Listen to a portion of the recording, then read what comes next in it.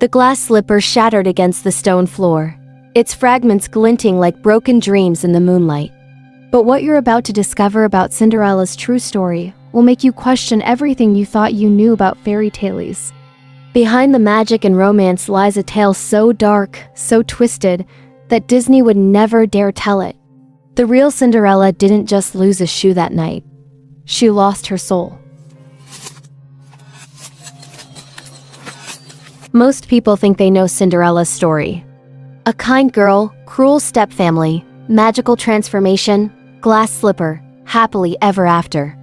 But that sanitized Disney version is nothing more than a carefully crafted lie designed to protect you from the truth. The real story, the one the Brothers Grimm collected from German folklore, is soaked in blood and built on a foundation of mutilation and revenge. In the original tale, there were no singing mice or pumpkin carriages. Instead, there was a girl so desperate to escape her torment that she made a deal with forces beyond human comprehension.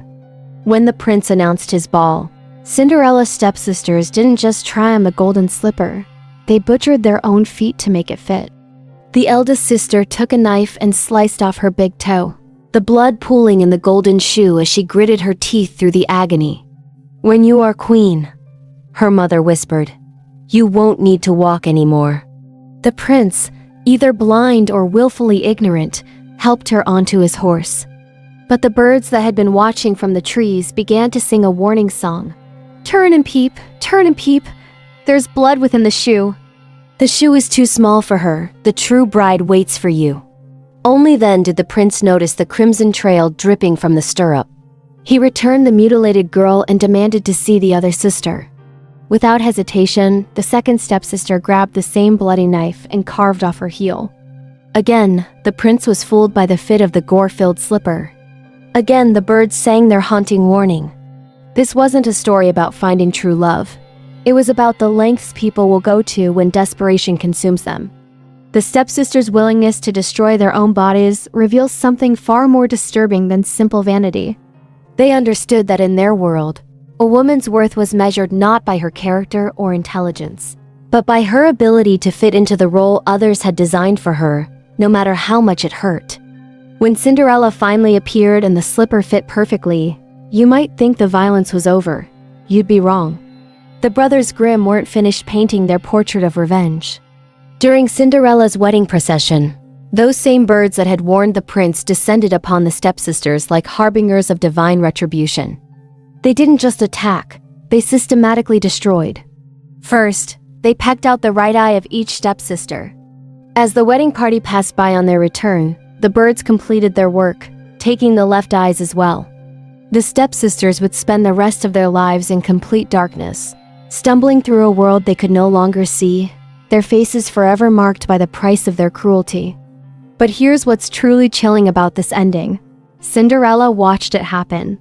She sat beside her prince as her stepsisters screamed in agony, their blood mixing with their tears as they clawed at their ruined faces.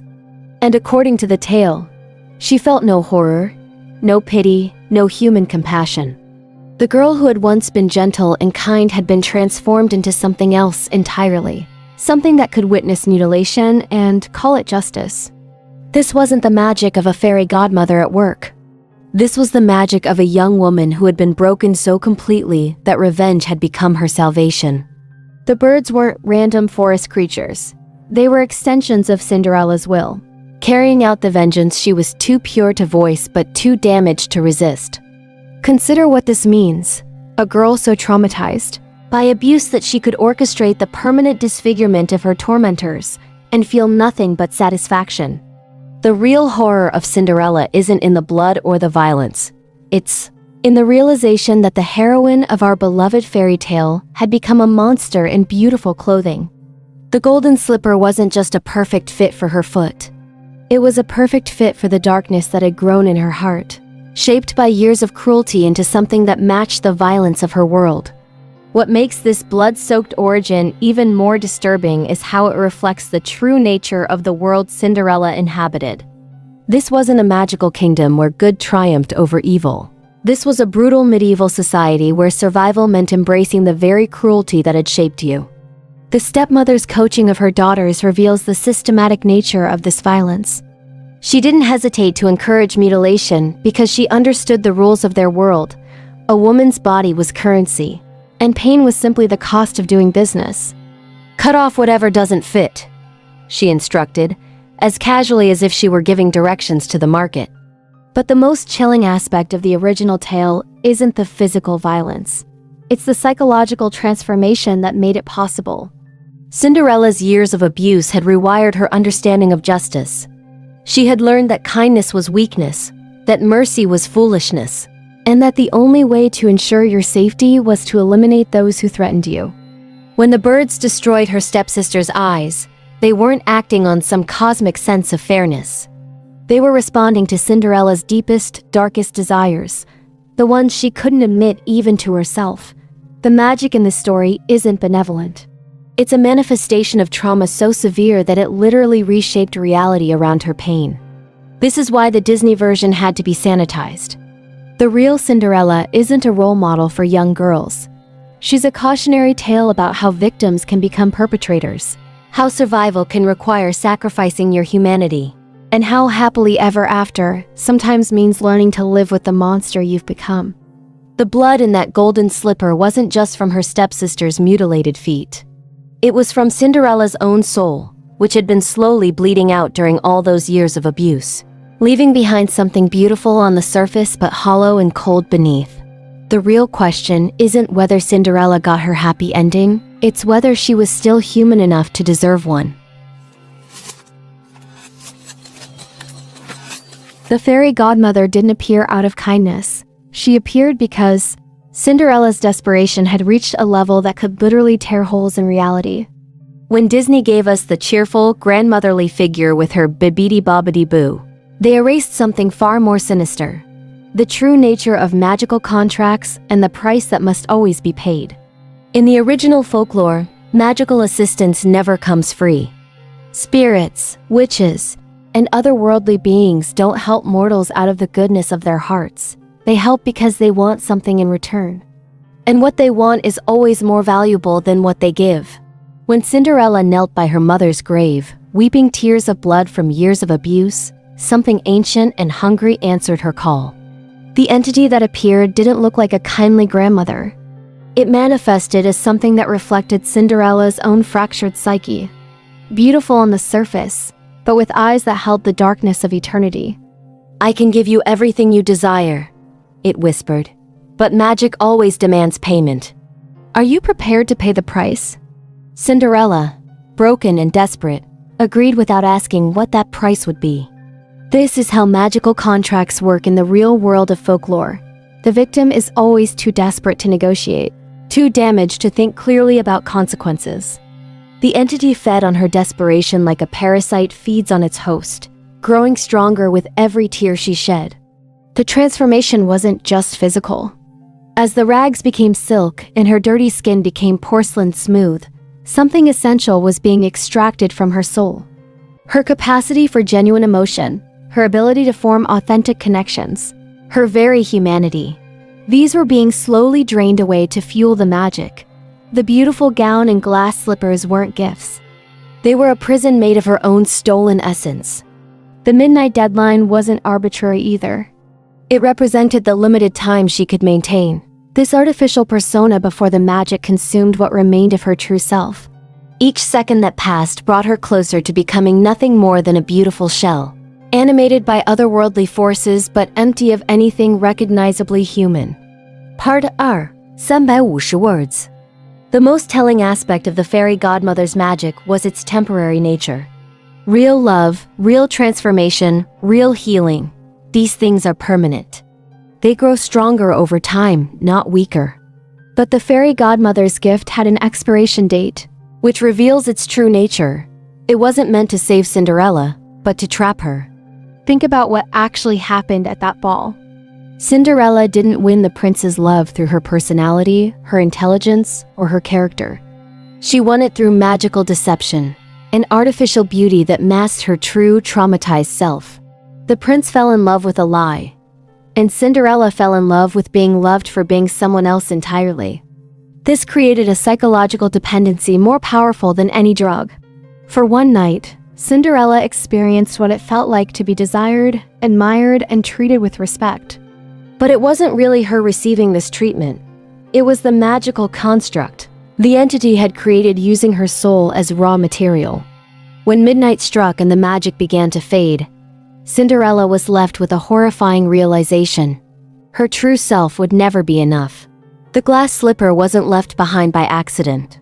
It was bait in a trap that required Cinderella's willing participation to close. The entity knew that once she tasted the intoxicating power of being someone else, she would do anything to reclaim that feeling. The slipper was her dealer's calling card, a reminder of what she could have again if she was willing to pay an even higher price. When the prince began his search, Cinderella waited. She could have revealed herself immediately, but she didn't. She hid in the shadows, watching other women try to claim her stolen identity, because part of her understood that stepping forward meant accepting the contract's final terms. The entity had given her a sample of its power, and now it was time to pay the full price. The fairy godmother's true evil lay not in the magic itself, but in how it made Cinderella complicit in her own destruction. She wasn't rescued by magic. She was addicted to it. The final payment came due the moment the glass slipper slid perfectly onto Cinderella's foot. But the price wasn't her firstborn child or her life. It was something far more precious and irreplaceable: her free will.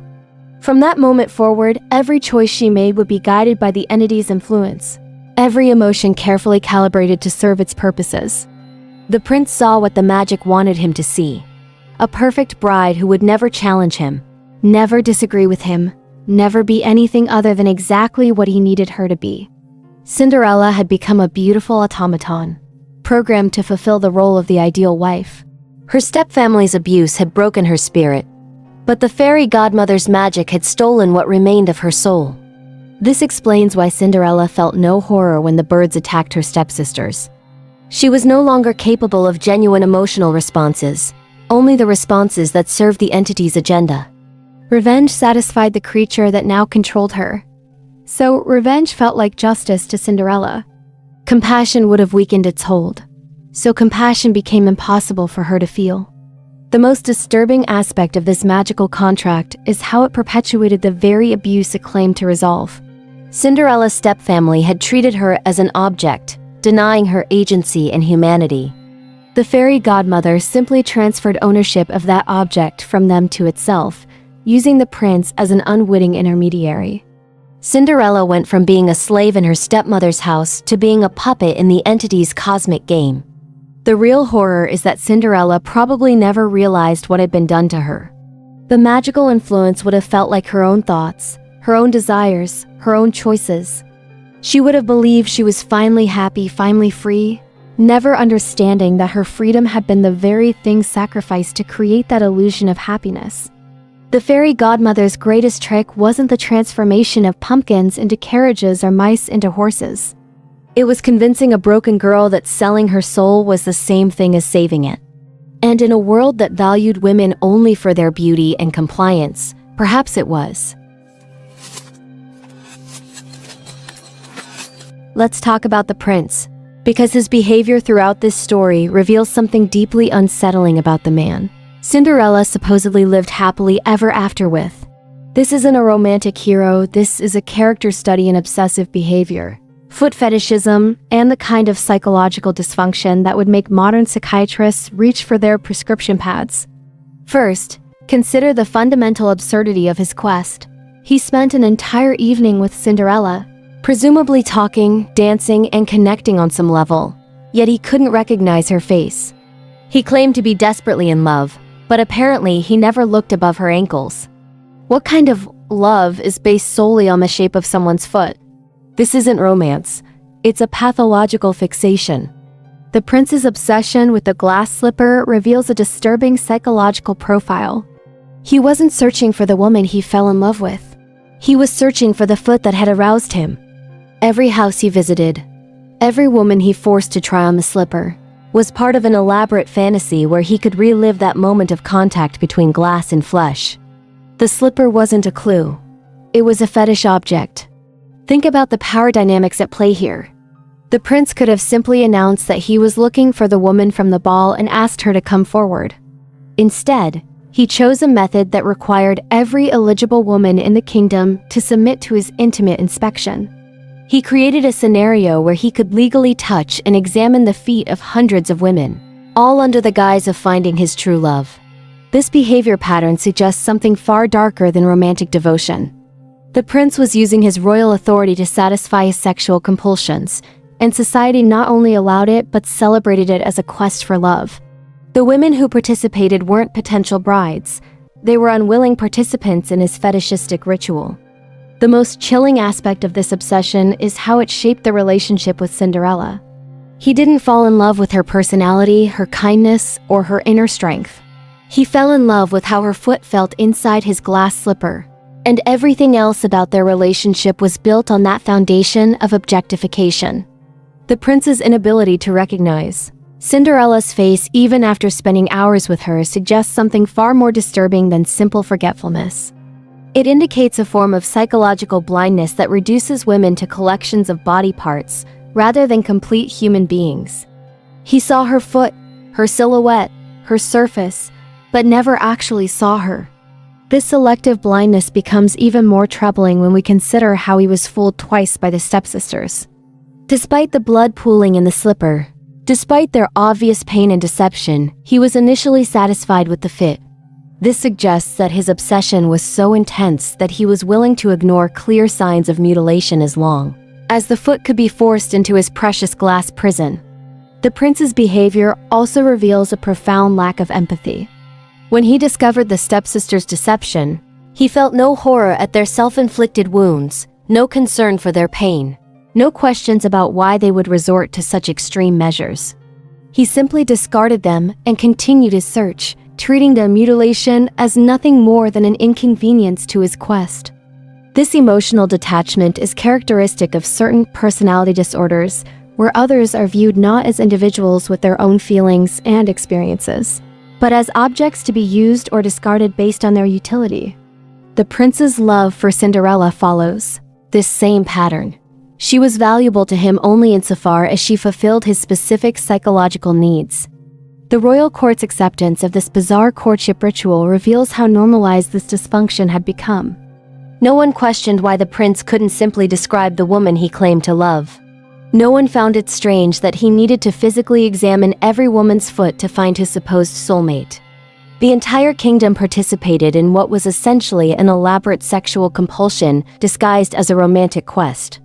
When Cinderella finally appeared and the slipper fit, the prince's immediate acceptance reveals another disturbing aspect of his psychology. He was more interested in possessing the object of his obsession than in understanding who she actually was.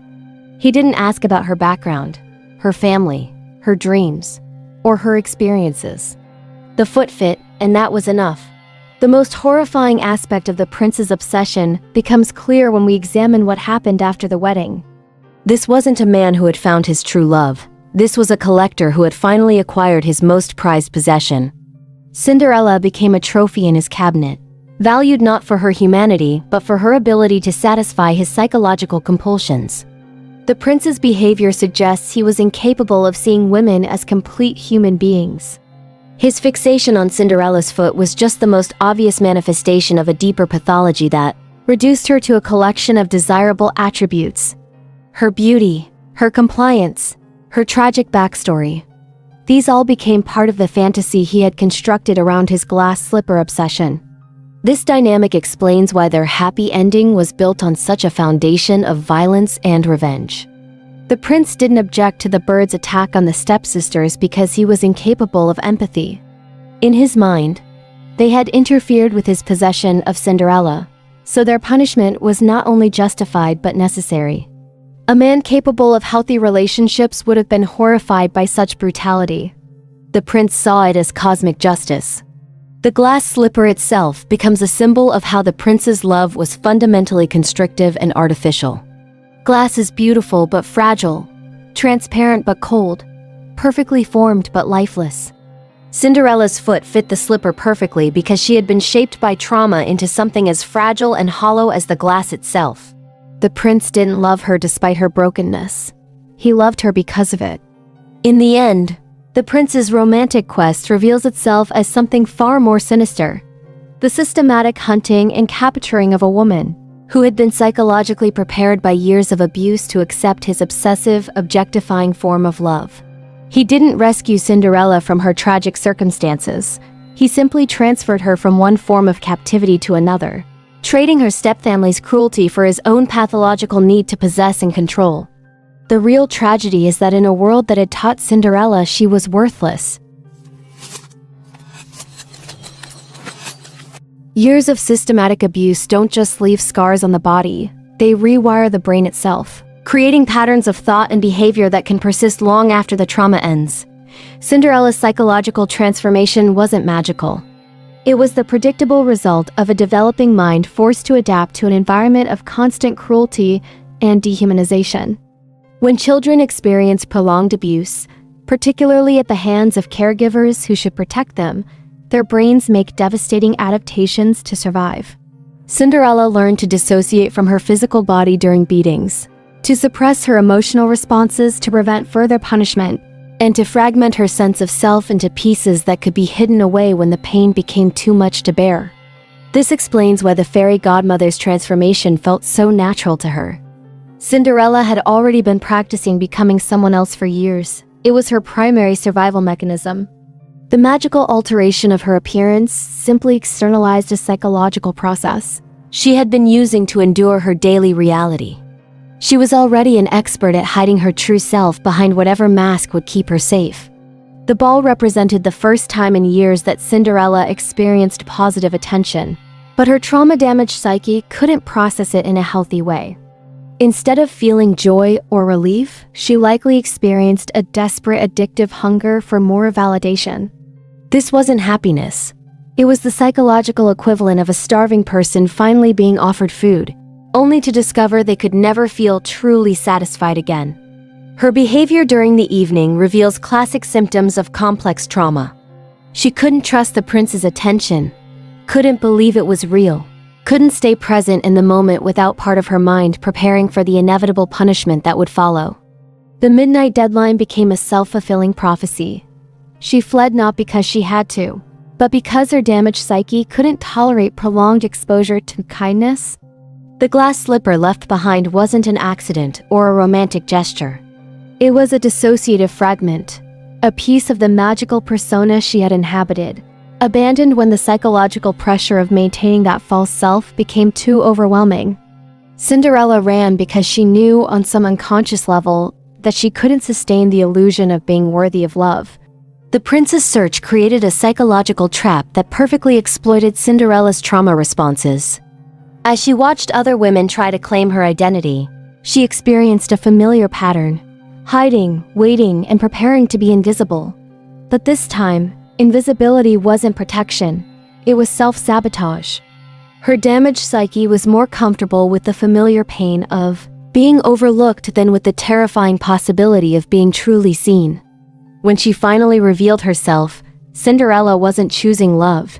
She was choosing the lesser of two evils. The alternative to marrying the prince was returning to her life of abuse, and her survival-focused mind calculated that royal captivity was preferable to domestic slavery.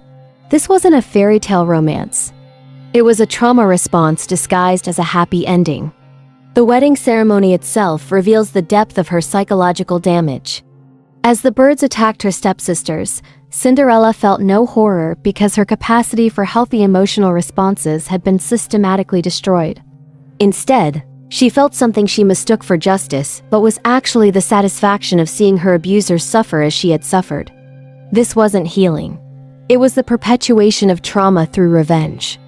Her transformation into royalty required her to completely suppress her authentic self in favor of becoming whatever the prince and court expected her to be. For someone who had spent years perfecting the art of psychological invisibility, this felt natural, even comfortable. She didn't have to learn how to be a princess, she just had to apply the same survival skills she had developed as an abused child. The most tragic aspect of Cinderella's psychological transformation is that she likely experienced her wedding day as the ultimate validation of her survival strategies. Her ability to endure abuse, to hide her true feelings, to become whatever others needed her to be. These trauma responses had finally paid off with the ultimate prize: escape from her tormentors and elevation to royalty. What she couldn't understand, because her development had been so severely disrupted, was that she hadn't escaped abuse. She had simply graduated to a more sophisticated form of it, one that felt like love because it came with prettier chains and more comfortable cages.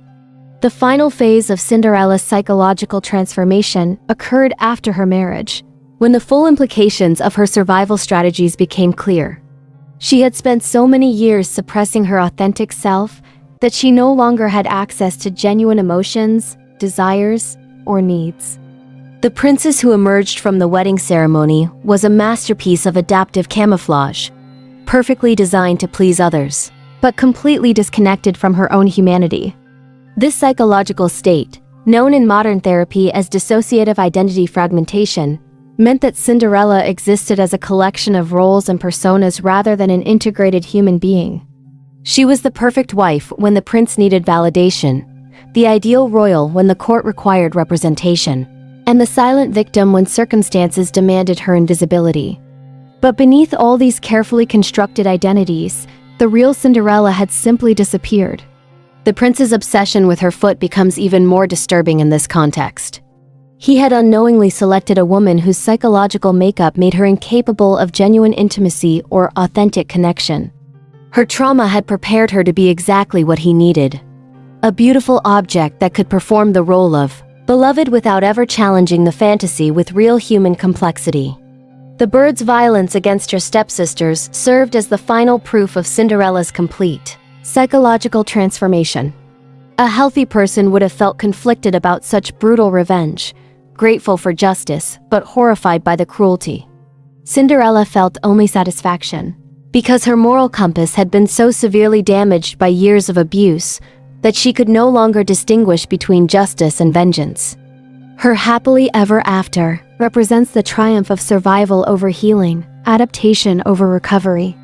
She had successfully escaped her abusive environment, but only by becoming someone fundamentally incapable of experiencing genuine happiness, love, or peace. The glass slipper fit perfectly because she had been psychologically shaped by trauma into something as beautiful, fragile and hollow as the crystal itself. Cinderella's story isn't about transformation. It's about a young woman so completely broken by abuse that she mistakes psychological numbness for happiness, and confuses successful people-pleasing with true love.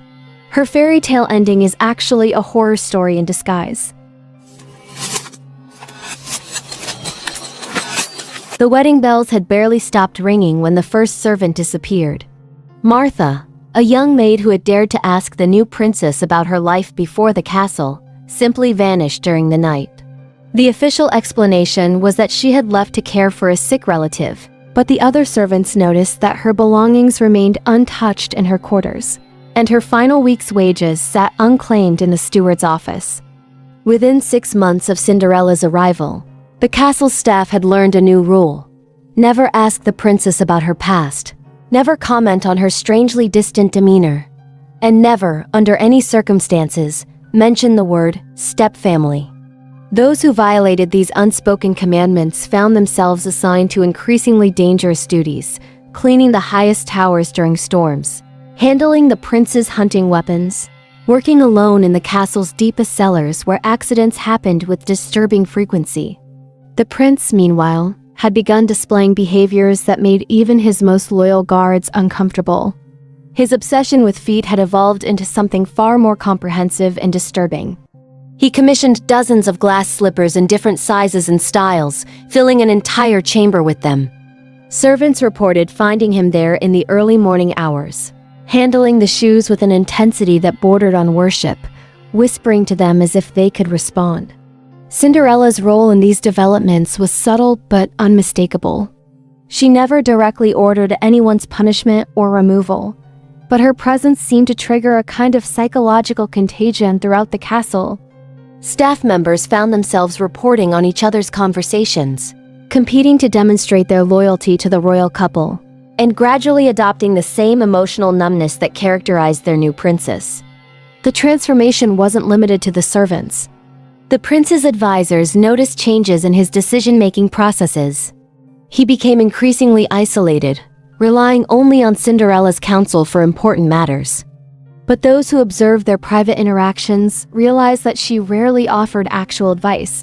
Instead, she simply reflected his own thoughts back to him, carefully shaped and refined until he believed the ideas were his own. She had become the perfect psychological mirror, giving him exactly what he needed to hear while maintaining complete control over the information he received. As months turned to years, the castle developed its own twisted ecosystem of fear and complicity. The remaining servants had learned to recognize the signs that preceded another departure. A staff member, showing too much curiosity about the princess's behavior, asking too many questions about the mysterious accidents that befell their colleagues, or worse, expressing sympathy for the mutilated stepsisters who were occasionally seen begging in the village below. The prince's hunting expeditions became longer and more frequent, but he never seemed to return with game. Instead, local villagers reported strange sounds from the forest. Not the usual sounds of a royal hunt, but something else entirely. Something that made them lock their doors and keep their children inside until the royal party had passed.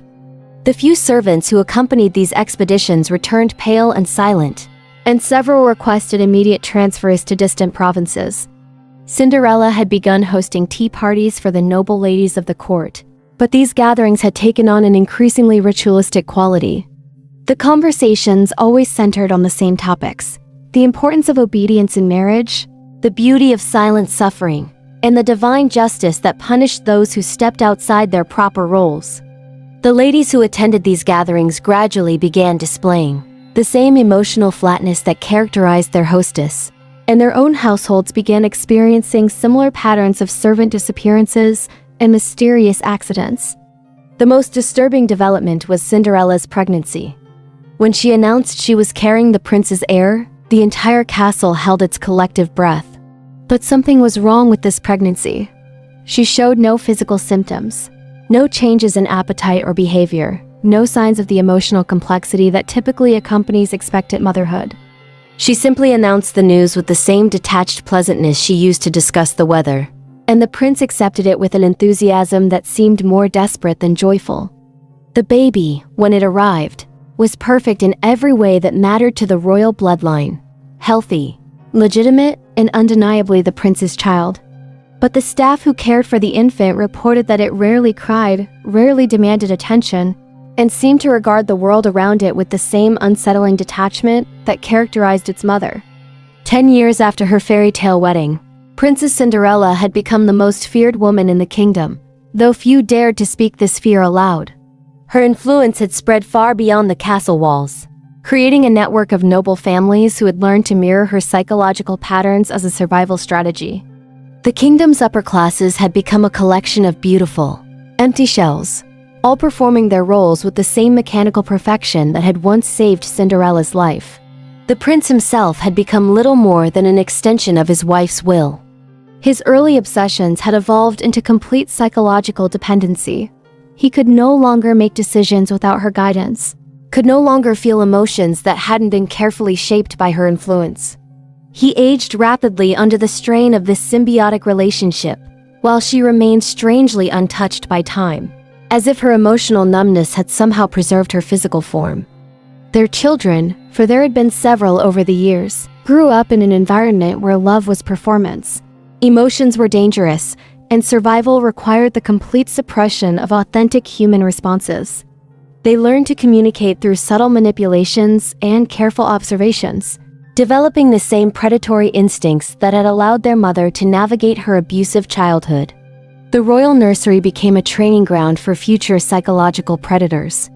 The kingdom's transformation was complete when Cinderella's stepfamily died, not from old age or illness, but from a mysterious plague that affected only them. The blind stepsisters and their mother were found in their hovel, their bodies unmarked but their faces frozen in expressions of absolute terror. The official cause of death was listed as heart failure, but those who prepared the bodies reported that they seemed to have died of fear itself. On the day of their funeral, Cinderella appeared at the graveside for the first time since her wedding. She stood perfectly still as the crude coffins were lowered into the ground, and witnesses swore they saw her lips move in what might have been prayer or might have been something else entirely. As she turned to leave, one observer noticed that she was wearing glass slippers, the same ones from her transformation night, somehow unbroken despite the years that had passed. The cycle was complete. The abused had become the abuser, the victim had become the predator, and the fairy tale had revealed its true nature as a horror story where the monster wears a crown and lives happily ever after in a castle built on the bones of those who dared to question her perfect, empty smile. So there you have it, the real story of Cinderella stripped of its Disney magic and romantic delusions. What we've uncovered isn't a tale of triumph over adversity, but a psychological horror story about how trauma perpetuates itself across generations, how victims can become predators, and how society often mistakes the absence of authentic emotion for the presence of perfect virtue. The glass slipper was never about finding true love. It was about finding the perfect victim. Someone so psychologically damaged that they could mistake obsession for devotion, control for care, and emotional death for happily ever after. Cinderella didn't escape her abusive environment. She simply learned to weaponize the survival skills it had forced her to develop. This is why the original fairy tales were so dark, so violent, so psychologically complex. They weren't meant to give children false hope about magical rescue. They were warnings about the real monsters that live among us.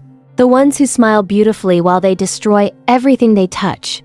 The ones who have learned to turn their own trauma into a tool for creating more trauma in others. The next time someone tells you about their own fairy tale ending, look a little closer. Check for the emotional numbness behind the perfect smile, the psychological manipulation disguised as romantic gesture, the missing servants who ask too many questions. Because in the real world, happy endings are earned through healing, not achieved through revenge. And true love requires the courage to be authentically human. Something Cinderella lost long before she ever found her glass slipper. What other childhood fairy tales do you think hide similar dark truths beneath their sanitized surfaces? Snow White's mysterious coma? Sleeping Beauty's century-long unconsciousness? The psychological implications of Beauty and the Beast?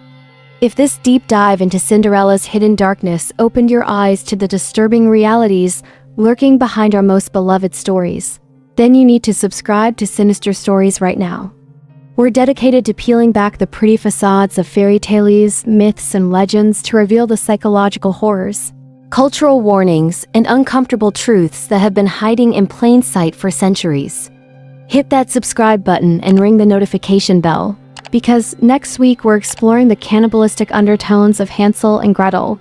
And trust me, you'll never look at gingerbread houses the same way again. Share this video with someone who thinks they know their fairy tales. And let us know in the comments which story you want us to dissect next.